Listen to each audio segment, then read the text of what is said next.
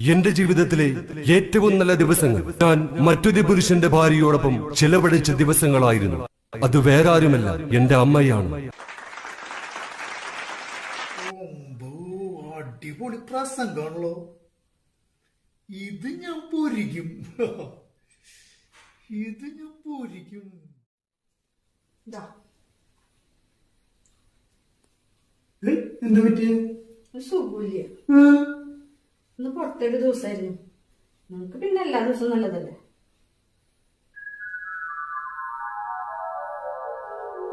എന്റെ ജീവിതത്തിലെ ഏറ്റവും നല്ല ദിവസങ്ങൾ മറ്റൊരാളുടെ ഭാര്യയുമായി ചെലവഴിച്ച ദിവസങ്ങളായിരുന്നു.